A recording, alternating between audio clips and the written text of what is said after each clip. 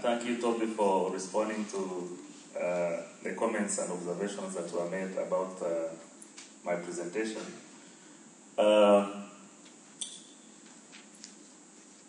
was a question or comment in respect to quality of legislations, and indeed, the reason why the model law is coming into place is to move towards standardization, so that we have an ideal guide for different countries to look at when they are considering adopting or reviewing their legislations. And of course, when you look at the existing frameworks, you'll find that some are good in establishing the right, but maybe weak on enforcement. Others are good on oversight, but weak in promotional aspects. So I think the question on Zimbabwe, and I think also looking at the existing legislations, has to be seen in that framework. Success stories? Okay, thank you very much. I wanted to say that yes, indeed, there are many success stories that do exist in different communities, but I'd like to invite you to the session on practical experiences and best practices, and also we have also planned on Monday that ahead of strategies, there will be reflections on the benefits and progress that has been achieved. So, due to time limitations, I beg that we don't preempt the discussions that will be coming further. I thank you. Thank you. There were two issues I think were raised with regards to the declaration. One was what I sensed was a vague discomfort with September 28th. I'm not really sure why the discomfort was. And there was no suggestion of an alternative, except somebody said, oh, what of the anniversary of the Windhoek Declaration, which is already being celebrated as World Press Freedom Day. So I'm not really sure what the source of the discomfort is.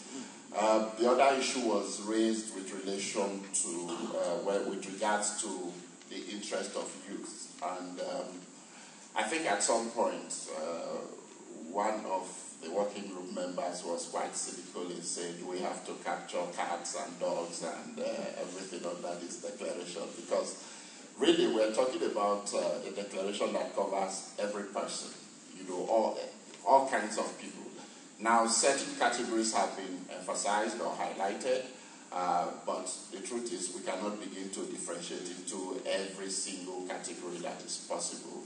And there is actually a section that is focused on the rights of children in the application of the principle. So, but if you can send concrete suggestions, then we will be in a position to discuss those later tomorrow.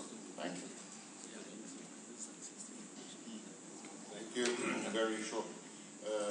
About the gender, media and gender, I'd like to remind you of the existence of an important text adopted by the member states of UNESCO. It's the Declaration of Toronto. It was adopted at the same time in 95, if I remember well, by the member states of UNESCO. That's really a text of reference, and most of the elements you gave this morning, you can find them in the declaration, so it would be good also to refer to that. Thank you. Mine is more a call for action. This is to call everybody in this room to join us in giving more momentum to the campaign for the declaration of Table Mountain. And you can get all the information that is needed if you go to our website, www.declarationoftablemountain.org.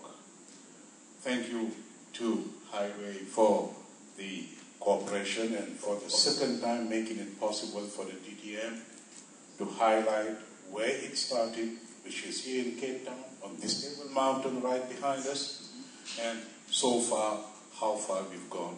Thank you very much, guys. Thank you.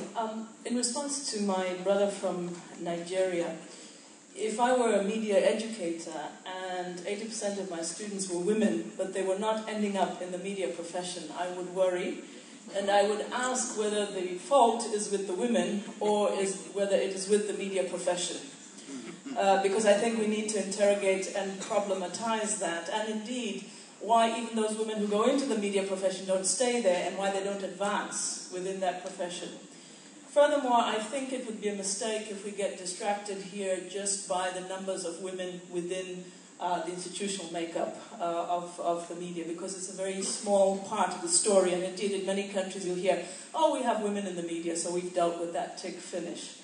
Much more important is the views and voices of women as transmitted or not transmitted through the media, in media content. Because that is hugely influential. We know the power of the media to change the way we think. And if women constitute in Africa 52% of the population, but only 19% of those whose views and voices are being heard, then something is wrong with our understanding of freedom of expression. We need to correct it. In reference to the international instruments around gender, we have made many suggestions for this declaration on the need to reference those in the preamble, and we will make one final push between now and 2 p.m. tomorrow to make sure that those get in. Thank you. Thank you very much. There will be somebody doing the housekeeping for lunch. I don't know who is that one. But I want to give this nice notebook to my presenters for speaking within the 10 minutes. So they will get a nice diary. And also, yes, this is I will say this in a joke, to say that the youth should not worry much because they have Malema. Today, it's an issue.